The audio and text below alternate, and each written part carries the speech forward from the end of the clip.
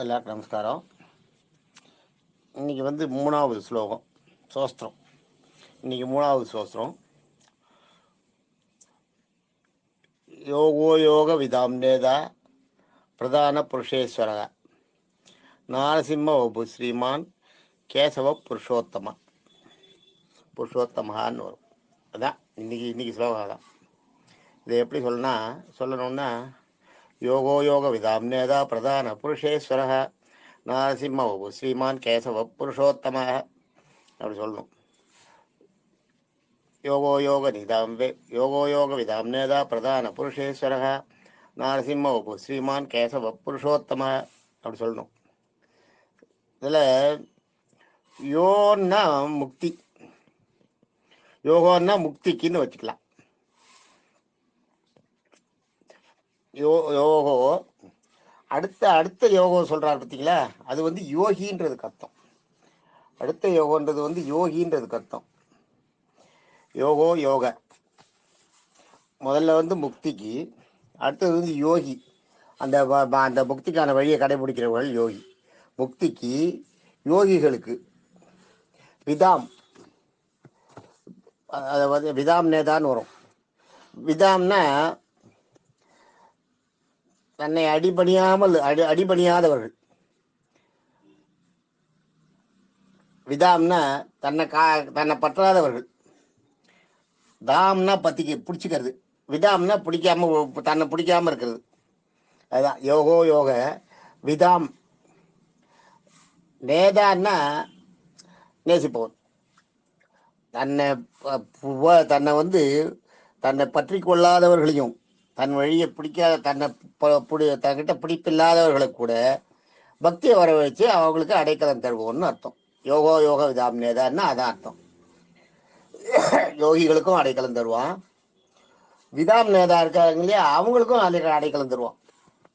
விதாம் இருக்காங்க இல்லையா விதாம்களுக்கும் அடைக்கலம் தருவோம். அதான் விதாம் நேதான்றது தன்னை நம்பாதவர்களுக்கும் தன்னை பூஜிக்காதவர்களுக்கும் அடைக்கலம் தருவர்னு அர்த்தம்.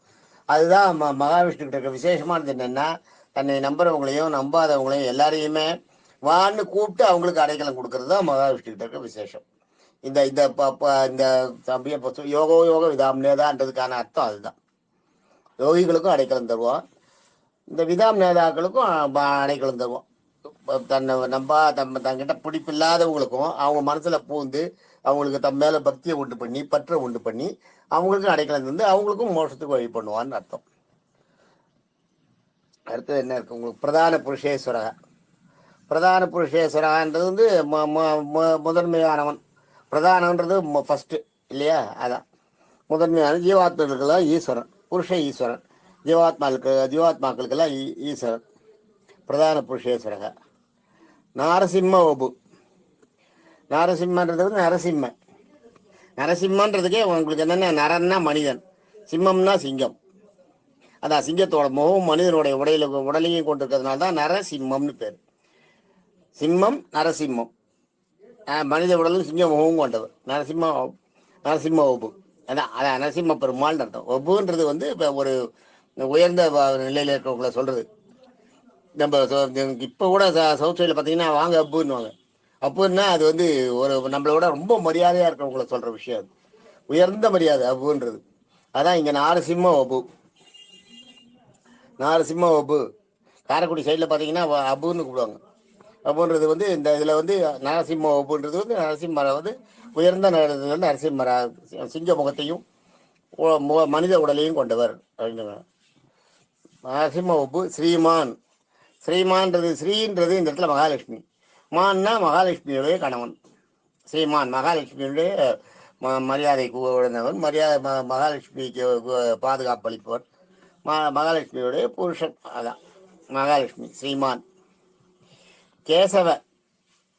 கேசவன்றதுக்கு சாதாரணமாக 2-3 அர்த்தம் இருக்கு.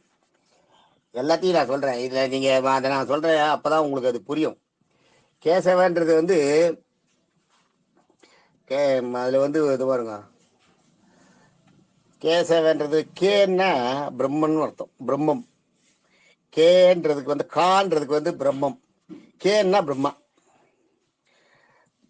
பிரம்மாவுடைய நிறம் தாமரைப்பூ நிறம். அதுதான் பிரம்மாவுடைய நிறம் வந்து தாமரை பூ வெள்ளை நிறம். அதுதான் தாமரை பூவும் வெள்ளையும் வெளிர் தாமரை வெள்ளை தாமரைன்றவங்க அது மாதிரி பிரம்மாவுடைய நிறம் வெள்ளை. பிரம்மா கான்றது வந்து அது, கேன்றது வந்து பிரம்மாவுடைய நிறம். சன்னா சிகப்பு, சிகப்புன்றது சிவன். வேன்றது வந்து கருப்பு. சான்ஸ்கிரிட்ல வேன்னா கருப்பு, சான்னா சிவப்பு, கருப்பு, வெள்ளை, சிகப்பு, கருப்பு, இது எல்லாம் சேர்ந்தது தான் கருப்பு. சிகப்பு வந்து சிவன், கருப்பு வந்து விஷ்ணு.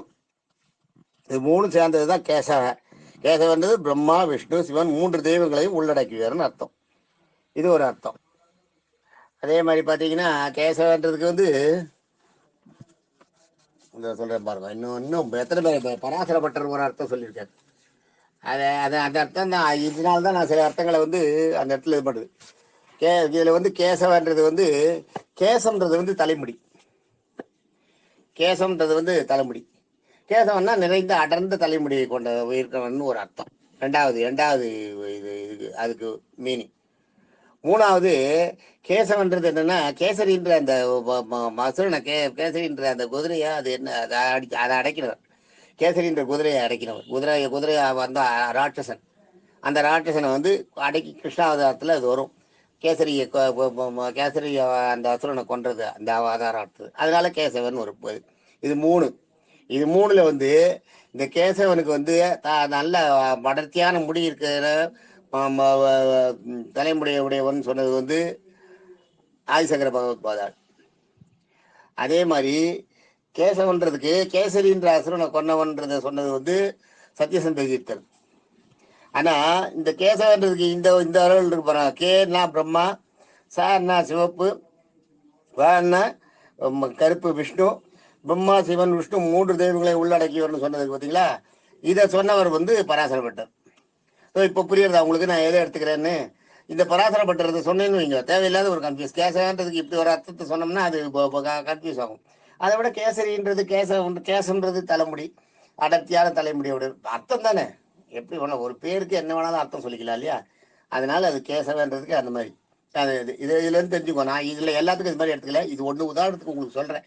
ஏன்னா இது ஒன்று வந்து மூணுமே நான் படித்த ஞாபகம் இருக்குது, நோட் பண்ணி வச்சுருக்கேன். அதை சொல்கிறேன் நான் உங்களுக்கு. அதனால இதனால்தான் இருக்கிறதுல எது எளிமையான கருத்து நம்மளுக்கு புரியுற மாதிரி கருத்து இருக்கோ அதை மட்டும் சொல்றது. கேசவ புருஷோத்தமன்றது வந்து மனிதர்களில் ஜீவாத்மாக்களில் சிறந்தவன் புருஷோத்தமன்றோம் இல்லையா. அதுதான் புருஷோத்தமன்றதுக்கு வந்து கேசவ புருஷோத்தமன்றது வந்து புருஷர்களும் உத்தமன், பக்தர்கள் நித்யா புக்தி அடைவர், அனைவருக்கும் தலைவன். அது கரெக்ட். புருஷோத்தமன் கேசவ புருஷோத்தமன்றது அதான். இதனால தான் நான் மூணையும் சொல்றதில்லை. இந்த மூணையும் சொன்னேன்னு வைங்க கன்ஃபியூஸ் ஆகிடும். மூணு பேரும் ஒன்று சொல்லியிருக்கா. சில இடத்துல வந்து மூணு பேருமே ஒன்னையே சொல்லியிருக்கா, ஒரே கருத்தையே சொல்லியிருக்கா. சில இடத்துல ரெண்டு பேரும் ஒரு கருத்தை சொல்லிருக்கா, இன்னொருத்தர் மாற்றி சொல்லிருக்கா. இதில் பராசரப்பட்டர் சொல்றது தான் நிறைய ஜீவாத்மாக்கள் பரமாத்மான்னு அதுலேயே நிறைய சுற்றி வரும். நமக்கு புரியாது, நீங்கள் சாதாரண ஜனங்களுக்கு புரியாது. அதெல்லாம் ஹை ஸ்டாண்டர்டில் இருக்கிறவங்களுக்கு அதுக்கு அர்த்தம் புரியும். அதனால அது வேண்டாம் நமக்கு. நமக்கு வந்து சாதாரண வார்த்தைகளுக்கு அர்த்தம் புரியணும், அவ்வளோதான். தேங்க்யூ.